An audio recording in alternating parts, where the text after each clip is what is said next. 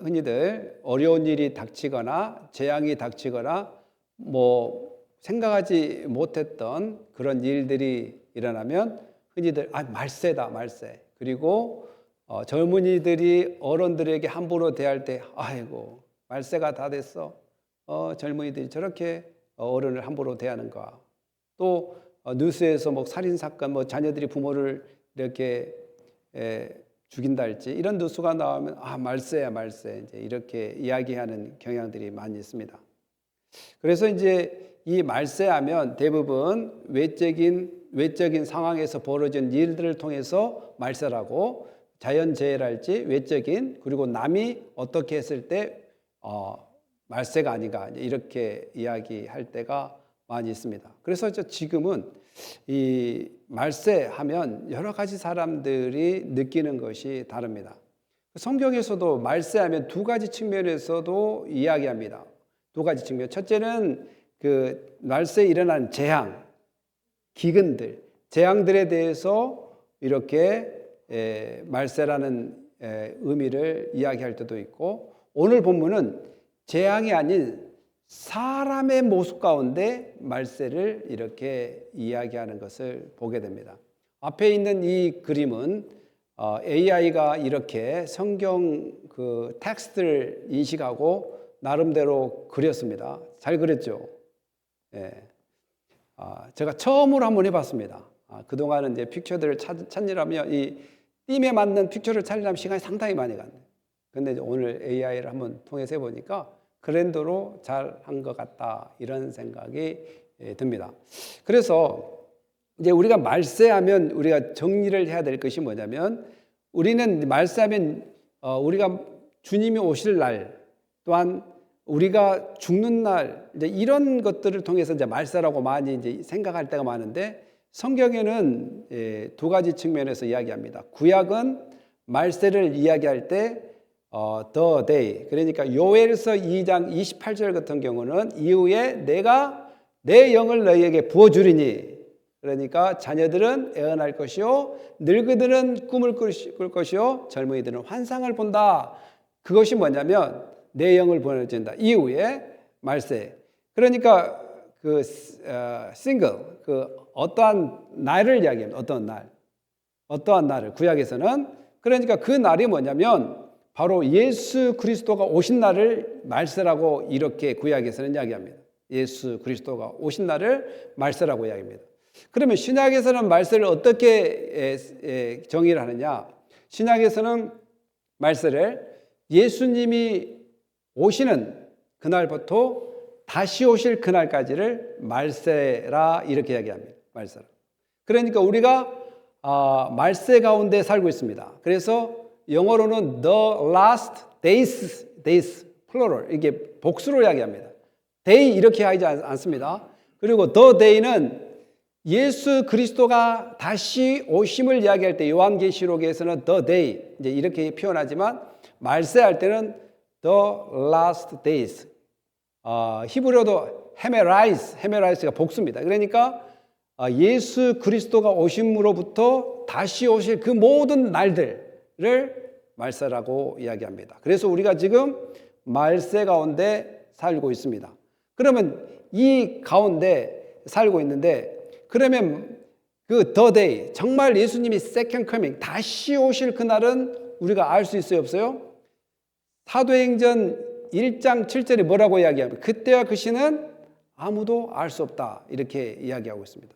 그런데 알 수 있는 것처럼 이야기한 사람들에게 잘 빨려들어요. 사람들이 분명히 성경에는 알 수 없다고 가면 알 수 없는 것이 진리인데, 알 수 있다고 말하는 분의 그 이야기를 잘 빠져들어요. 사람들 배우나 안 배우나 학식이 많든 적든 언제 예수님이 오신대 그러면 이상하게 안 빨려들 것 같은데도 불구하고 빨려든단 말이죠. 근데 오늘 우리 모두는 성경을 믿으시기 바랍니다. 사람의 말 믿지 말고, 사람이 예를 들어 성경에서 우리가 알 수 없다고 하면 알 수 없다고 믿어야지. 어떤 분이 며칠 날 올 수 있어, 야 징조를 봐라, 다음 때 올 수 있어, 이렇게 이야기를 하는 것은 그 사람 생각이지 진리가 아닙니다. 진리와 생각은 다르다는 사실입니다. 그러면 자연재해도 있다고 이야기했고, 오늘은 뭐에 대해서 말세에 많이 일어나? 우리가 살고 있는 예수 그리스도가 다시 오실 그날 가운데 일어나는 일들이 뭐냐면 바로 부정적인 측면의 행동들입니다. 부정적인 측면들의 행동. 뭐 부정적인 측면의 행동이 한두 가지겠습니까마는 오늘 바울은 디모데에게 약 19가지의 부정적인 요소를 가지고 이야기하는데, 야, 말세 때에는 사람들로부터 이런 것들이 많이 발생할 것이다. 이제 이렇게 이야기합니다. 사실 19가지 부정적인 생각들이 이 말세에 살고 있는 우리에게만 나타나는 것이 아니라 구약시대에도 그런 것들이 나타나는 것입니다.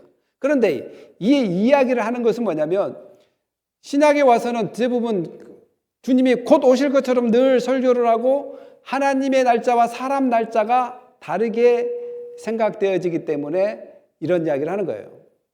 왜? 하나님께서 오신다, 곧 오신다, 이것은 하루가 천년 같고 천년이 하루 같은 하나님의 계산법이지, 우리가 곧 오신다는 거, 내일 올까? 모레 올까? 이 차원이 아니라는 것이죠. 그래서 그 차원에서 일어나는 것은 이 19가지 이상의 모든 현상들이 더 있지만 편지에 다 못 쓰잖아요. 그래서 바울은 부정적인 activity, actions, 이런 행동들을 19가지를 알게 하면서 그 바울이 디모데에게 성도들을 가르칠 때 이런 것들을 주지해라. 분명히 이런 것들을 잘 가르쳐서 이런 것들로부터 돌아서게 하라라 라는 것입니다. 너는 이것을 알라. 지금 누가 누구에게 알라고 얘기합니까? 바로 바울이 디모데에게 너 알아야 된다. 목회를 할 때 분명히 알아야 된다. 이 목회는 오늘날 우리에게 적용해 본다면 목사인 이 사역자만 목회를 하는 것, 우리 모두가 함께 협력해서 목회를 해 나가고 있다는 넓은 의미로 생각한다면 우리 모두가 알아야 되는, 또 두 번째로는 일단 목회자가 이것을 디모데가 알고 그것을 성도에게 가르쳐야 되기 때문에 결국 성도 모두가 알아야 될 이야기입니다. 너는 이것을 알라. 말세에 고통하는 때가 이르러니, 그러니까 말세는 단 하루, 어떤 날이 아니라 데이스라는 것을 자꾸 인식해야 됩니다. 지금 우리가 살고 있는 이르러 사람들이 자기를 사랑하며, 사람들이 자기를 lovers of self, 이제 여러분들이 이런 분들이 있을 거예요. 아니, 자기가 자기를 사랑해야 되는 거 당연한 거 아니냐고. 당연합니까? 안 당연합니까? 당연하죠. 그러나 lovers of self, 이게 자기 자신만 사랑하면 안 된다는 거예요. 왜냐하면 인간은 하나님의 영광을 위해서 창조되어 있기 때문에 성경에는 우선순위가 하나님을 먼저 사랑하라는 거예요. 하나님을 사랑하고 내 몸을 사랑한 것처럼 내 이웃도 사랑하라. 이제 이렇게 진행되어지는 것을 보게 됩니다. 그런데 이 하나님을 사랑해야 될 존재가 only 자기 자신으로부터 머물러 버려요. 사랑하는 그 대상이.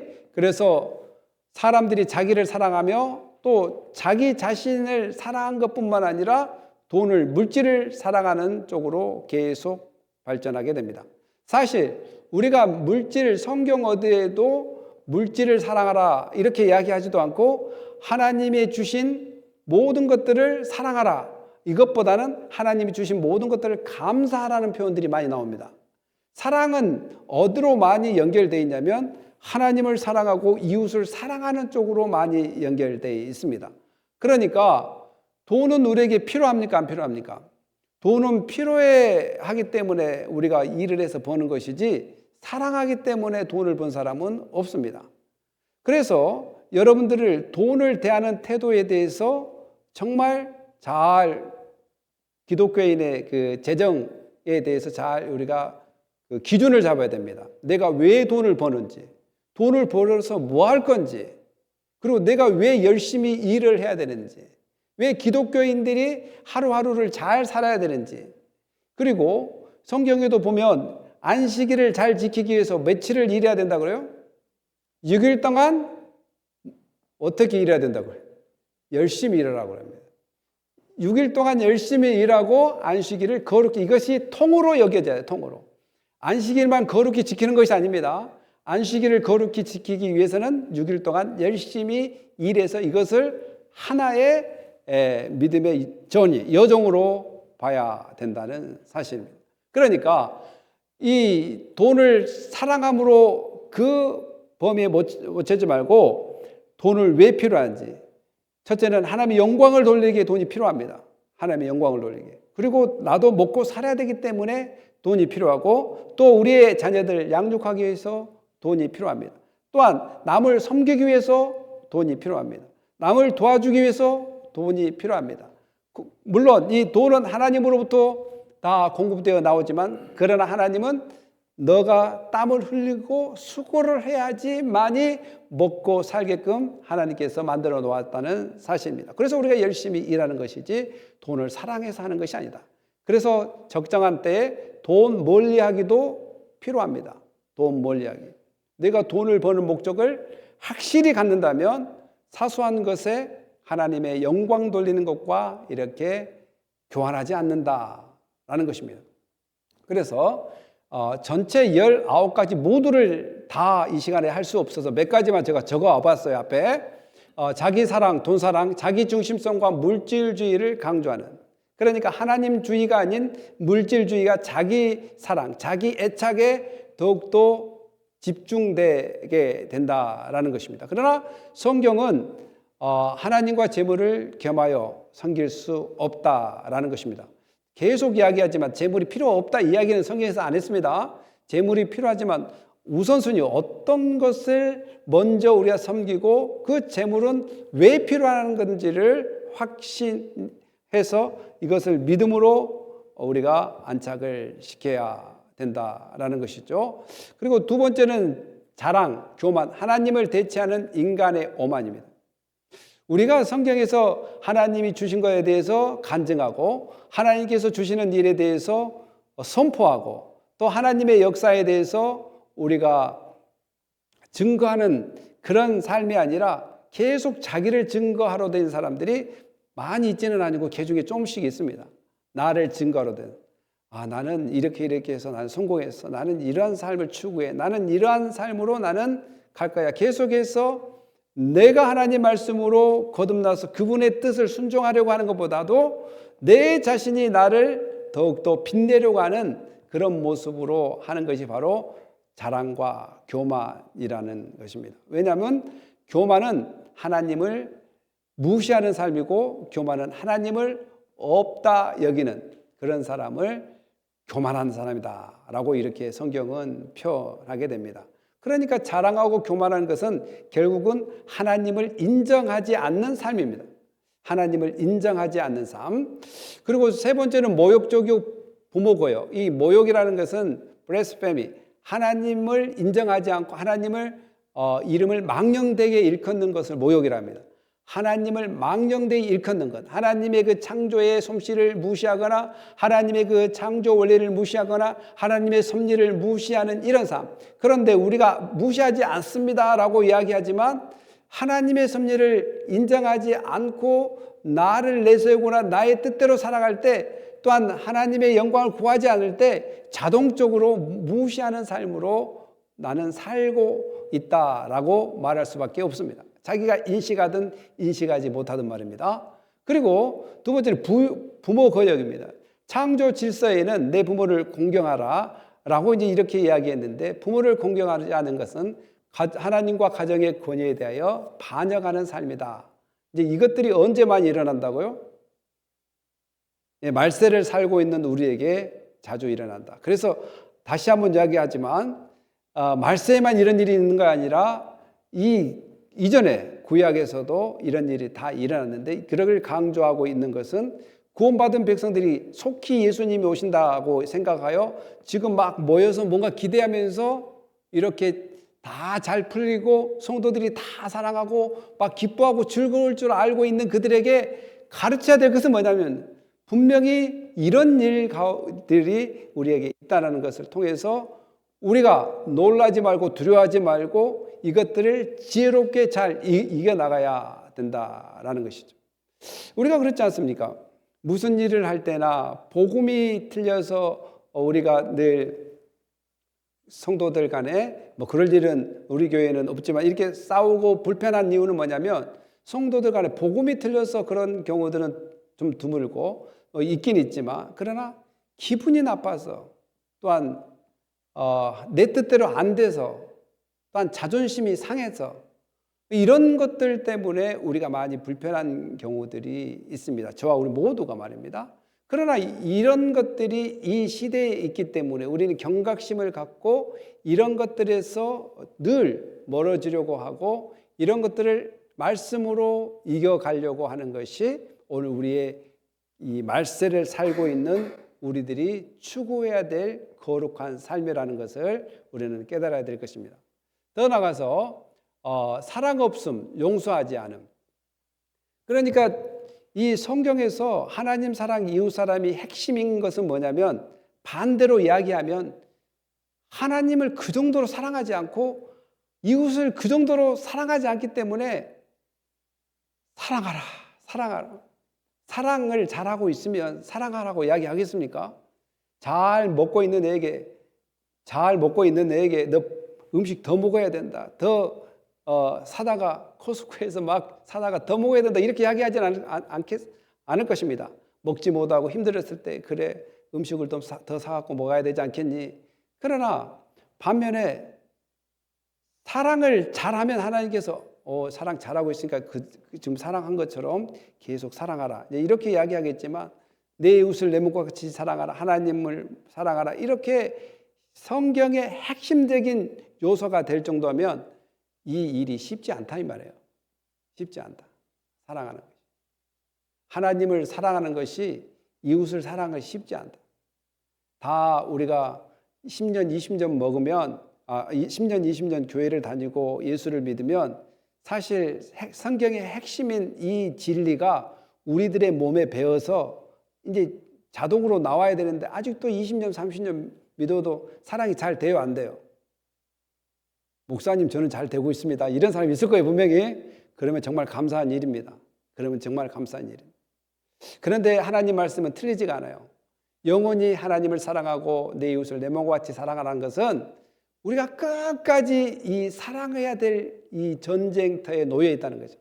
이 사랑을 해야 될 이 전쟁터, 이 전쟁에 사랑을 못하게 만들고 나는 하나님 말씀을 사랑하게 만들고 막 이러한 전쟁터에 우리가 지금 살고 있습니다. 그래서 그리스도를 믿는 예수 그리스도를 믿는 저희들이 선택해야 될 것은 계속해서 사랑하고 또 우리가 하나님으로부터 용서함 받는다는 것을 기억했다면 우리가 이 하나님으로부터 용서함을 받았다. 예수 그리스도를 통해서 용서함을 받았다는 것을 기억한다면 이제는 용서해 줄 수 있는 그러한 선수가 되어야 됩니다. 선수가. 20년, 30년 믿는 것이 뭔 자랑거리냐. 내가 교회를 20년, 30년 다녔다는 그 자랑거리가 뭐냐.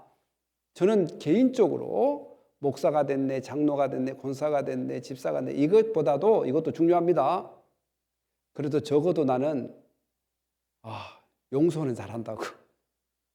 누가 나를 상처 줘도 용서는 좀 잘합니다, 목사님. 그냥 누가 나를 상처 줘도 그냥 사랑해버리려고 합니다. 이런 선수가 되어야 된다는 거예요. 이런 선수. 그럼 목사님은 잘하십니까? 저도 못하기 때문에 늘 기도합니다. 하나님, 사랑할 수 있는 마음을 주십시오. 용서할 수 있는 마음을 주십시오. 적어도 제가 한 거의 50년 가까이 교회를 다니고 예수를 믿었는데 이제는 적어도 무슨 일이 일어나면 그냥 사랑해버리자. 무슨 일이 일어나면 누가 나를 상처를 줘도 그냥 용서해버리자. 이런 그 마인드가 그냥 자연스럽게 나와야 되는데 아직도 조금씩 잘 안 나올 때가 있습니다. 여러분은 어떻습니까? 여러분은 왜 잘 나온 것처럼 그렇게 하고 있어요? 저는 잘 안 나와서 힘든데. 그러나 염려 마십시오. 하나님은 여러분들에게 그러한 힘을 주실 것입니다. 하나님 사랑하는 마음을 주십시오. 용서하는 마음을 주십시오. 심지어 내가 하나님으로부터 예수 그리스도 통해 용서함을 받았음에도 불구하고 이렇게 용서함을 못 한다는 것은 내가 아직도 세월만 흘렸지 정말 예수 그리스도의 복음의 진수를 깨닫지 못했다든지 성장하지 못한 것 같습니다. 하나님 복음의 진수를 깨달을 수 있고 또한 하나님이 원하는 뜻으로 성장되기를 원합니다. 주여 나를 새롭게 해주십시오. 이런 갈망함이 우리 가운데 있기를 예수님의 이름으로 축복합니다. 축복합니다. 이사야 29장 14절에 이렇게 나와 있습니다. 우리 다 같이 한번 읽읍시다. 주께서 시작.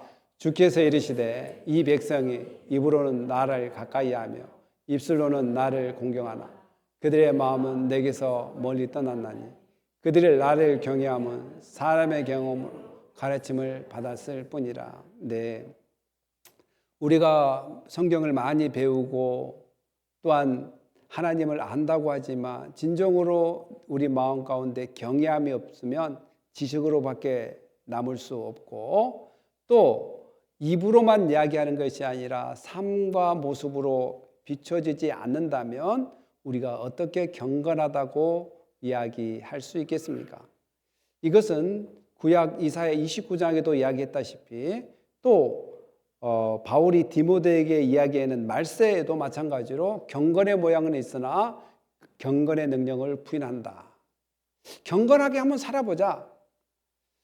이스라엘 백성들이 경건하면 어떻게 생각하냐면 나는 경건하게 산다라고 하면 크게 세 개, 또 넓게는 네 가지로 나눌 수가 있어요. 금식을 할 때 이스라엘 백성들 정말 저 사람은 경건하게 살고 있구나 이렇게 생각합니다.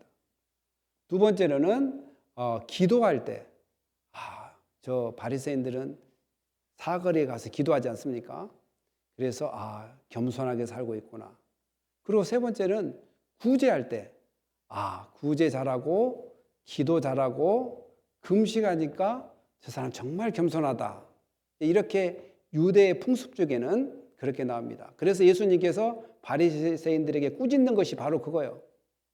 구제할 때 왼손이 모르게 한 손이 모를 정도로 이렇게 살며시 하라는 거예요. 그리고 기도할 때 어디서 가라고 이야기하면 기도할 때 사거리 가지 하지 말고 골방에 들어가서 하라고 예수님이 그럽니다. 왜냐하면 그들은 그렇게 해야지 경건하다고 생각하기 때문에 그랬어요. 그리고 네 번째는 뭐예요? 11조를 잘 드리면 경건하다고 생각합니다. 유대인들. 근데 이제 그러나 그러한 네 가지 측면의 겸손이 아니라 진정 마음이 떠나 있거나 마음에서 우러나오지 않는 그러한 경건은 참된 경건이 아니다라는 것입니다. 그래서 말세를 살고 있는 이때는 그러한 경건들이 많이 있다라는 것을 이야기해 주고 있습니다. 그렇습니다. 저도 이제 목회를 하다 보면 어떤 분들은 성경에 대해서 잘 알고 목사님 교회는 이렇게 해야 됩니다. 저렇게 해야 됩니다. 막 그렇게 이게 침이 튀도록 이야기를 하는데 예배 생활은 잘 안 해요. 그래서 내가 깨닫게 된 건 알기는 잘하네. 이제 이렇게 이야기가 나오게 되더라고요. 그러니까 이 삶과 아는 것과 믿는 것을 하나가 되게 하는 것이 바로 겸손이고 오늘 우리들이 그러한 겸손을 추구해야 될 줄 믿습니다. 분명히 하나님께서 여러분을 도우실 것입니다. 사랑하는 성도 여러분, 또 이 말세에 또 일어나는 현상 중에 하나가 거짓 선지자들이 또 거짓 교사들이 많이 나타난다는 것입니다. 거짓 교사들의 특징은 연약한 자를 쫓아다니면서 여기 이제 어리석은 여자라고 이야기한 것은 비유적인 표현입니다. 젠더, 어떤 여자라는 female, 여자라는 사람을 지칭해서 한 것이 아니라 교회가 예수 그리스도의 신부입니다. 그리고 교회에 연약한 자를 찾아가서 거짓 교사들은 그들을 넘어뜨린다는 사실입니다. 그러니까 말세, 근데 이렇게 교회 안에서 참된 진리를 가르치면 잘 믿지 않고 꼭 언제 예수님이 온다고 성경에도 기록되어 있지 않는 것을 이야기하면 막 혹한단 말이에요. 설교도 그냥 말씀에서 일어난 그런 이야기를 대변해서 증거하는 것보다는 뭔가 뭔가 이게 감정적으로나 전혀 들어보지 못한 그런 이야기를 해주면 더 혹한단 말이에요. 그것이 이제 스토아 철학이랄지 그리스 철학에서 그 사람들은 뭔가 새로운 지식에 너무 관심이 많아요. 그러나 보편적이고 참된 진리에서 자꾸 멀어집니다. 왜냐하면 듣지 않는 것, 들어보지 못한 것을 찾아 헤매이기 때문에 그렇습니다. 그러나 예수님의 진리는 막 듣지 못하고 뭐 새로운 것보다는 우리가 선택받은 백성들이 잘 알아들을 수 있는 말씀으로 찾아옵니다. 여러분들에게 어렵게 찾아오면 어떻게 예수님을 믿겠습니까? 그런데 왜 성경이 어렵냐? 이 성경을 쓰여졌던 시대가 지금으로부터 2000에서 3000년 전에 쓰여졌기 때문에 그때 그 문화와 그때 그 문장 사용법이랄지 이런 것들을 또한 나라의 다른 풍습 때문에 어떤 위치에서 이런 것 쓰여졌는가를 몰라서 우리가 이것을 어떤 의미로 이야기로 알아들어야 될 거냐 이제 이런 것을 공부하다 보니까 어렵게 된 거지. 구원의 그 진리는 여러분들이 다 알고 또 리마인드하고 또 믿고 갈 수 있도록 성령께서 여러분을 도우십니다.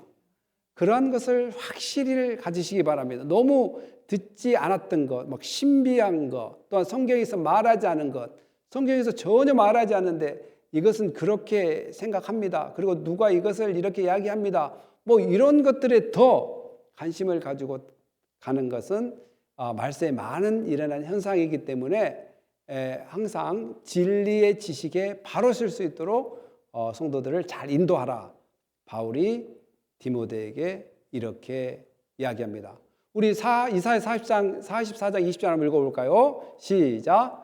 그는 죄를 먹고 허탄한 마음에 미혹되어 자기 영혼을 구원하지 못하며 이르기를 내 오른손에 있는 것이 아니냐 하지도 못하는도다. 아멘.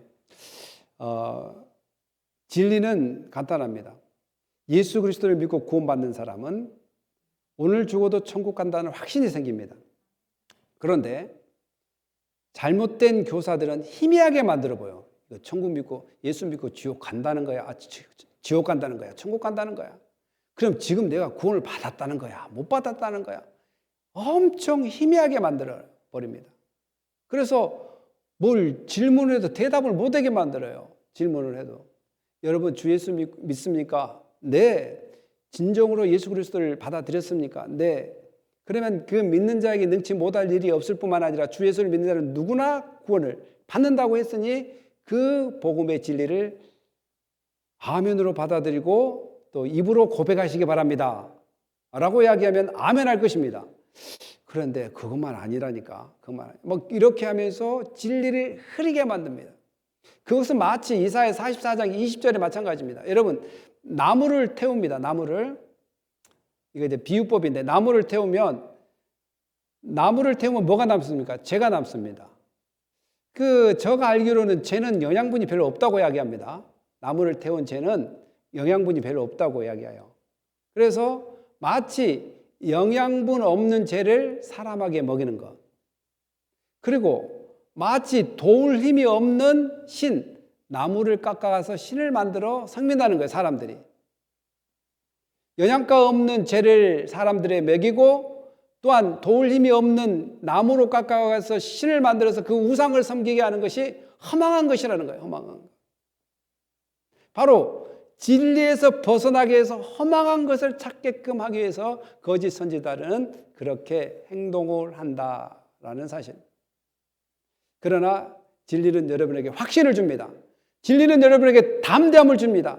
진리는 여러분들 자유로 인도합니다. 믿습니까? 왜냐 겁을 주지 않아요. 내가 구원 받았나 구원 받지 못했나 내가 이래가지고 구원 받을 사람인가 이렇게 하지 않는단 말이에요. 예수를 믿으면 구원을 확신이 없고 내가 오늘 죄를 짓고 하나님 뜻대로 못 사는 것은 뭐야? 연약함에서 비롯돼서 그 연약함도 하나님께서 아시고 회개할 수 있는 길을 열어주셨습니다. 그러한 은혜가 우리 가운데 있다는 사실입니다. 그러면서 이제 마지막에 얀네와 암브레라는 사람은 사실 성경에 인물이 나와야 안 나와요. 이거 구약에는 안 나옵니다. 이 이름 자체가. 그런데 실로라는 사람이 있어요. 알렉산드리아의 역사가인데 유대인 역사가 알렉산드리아 지역에 사는 유대 역사가가 이 구전을 통해서 이런 것들을 전해왔단 말이에요. 그러니까 모세가 하나님의 능력을 가지고 기적을 일으키니까 또한 이집트의 마술사들도 거짓으로 이렇게 기적을 일으키면서 속이는 것을 보게 됩니다. 마치 그 속음이 진리를 대적하는 것으로 이렇게 비유해서 이야기한다라는 것입니다. 바로 모세는 하나님으로부터 계시를 받고 하나님의 능력으로 하지만 얀네나 얀브레는 바로 자기들이 거짓을 꾸며서 마치 기적이 일어난 것처럼 하는 것이 바로 진리를 떠나게 하는 사람들의 모습이라는 것입니다. 사랑하는 성도 여러분, 우리가 말세에 이 19가지의 부정적인 행동들을 이길 수 있는 법은 바로 말씀밖에 없습니다. 예수 그리스도의 말씀을 따르는 것. 자, 근데 예수 그리스도의 말씀을 따르는데 가장 저의 요소, 방해 요소가 뭘까요? 강팍한 마음입니다. 강팍한 마음. 이 강팍한 마음이 하나님 말씀을 못 따르게 하고 의심을 갖게 하고 사랑을 못하게 하고 또한 용서를 못하게 하고 또한 자기 중심적으로 살게끔 만듭니다. 이 강팍한 마음. 이 강팍한 마음은 바로 예수 그리스도의 보혈로 예수 그리스도의 능력으로 또한 성령의 도우심으로 늘 부셔야 됩니다. 하나님의 말씀을 아멘으로 받아들이는 삶, 하나님의 말씀을 나의 삶으로 순종해 나가는 삶이 바로 이 강팍한 마음을 깰 수 있는 지름길입니다. 사랑하는 성도 여러분, 하나님의 권능이라 해서는 바로 바로의 마음이 완악하여 그들의 말을 듣지 아니하니, 그러니까 하나님의 말씀을 들어야지만이 이 19가지의 이 부정적인 것들을 이길 수가 있는데 하나님 말씀을 들으려고는 하지 않는단 말입니다. 그리고 다 자기 방식대로 생각을 해버려요. 말세, 결론적으로는 말세에 하나님의 말씀을 부정하는 삶이 바로 부정한 행동을 낳게 된다라는 사실입니다. 사랑하는 성도 여러분, 하나님 말씀을 아멘으로 받을 수 있는 그런 은혜가 우리 모두에게 있기를 예수님의 이름으로 축복합니다. 그리고 그 예수 그리스도의 말씀만이 우리를 자유와 기쁨으로 인도하고 이 말세를 살아갈 수 있도록 성령께서 여러분을 도우신다는 확신을 가지고 오늘도 승리하는 삶이 되시기를 예수님의 이름으로 축복합니다. 네, 기도하겠습니다. 할렐루야. 하나님 감사합니다. 오늘 저희들이 말씀으로 더욱더 충만해지기를 원하고 자로나 어로나 치우치지 않고 부정적인 모든 것들을 태워 정말 말씀 앞에 무릎 꿇고 나의 이기적인 생각, 내가 알고 있는 조그만 지식으로 모든 것을 덮으려고 하지 않고 오늘도 목마른 사슴처럼 하나님 말씀을 갈망하고 듣고 순종하고 또한 용서할 수 있는 마음, 사랑할 수 있는 그런 마음이 풍성해지게 하여 주시고 이제는 숫자가 나의 신앙을 증명하는 것이 아니라 얼마나 나가 사랑할 수 있는 용기가 있는지, 얼마나 내가 남을 용서할 수 있는 용기가 있는지 이런 것을 통해서 거룩함, 성장이 있게 하여 주시옵소서. 감사하며 예수님의 이름으로 기도합니다.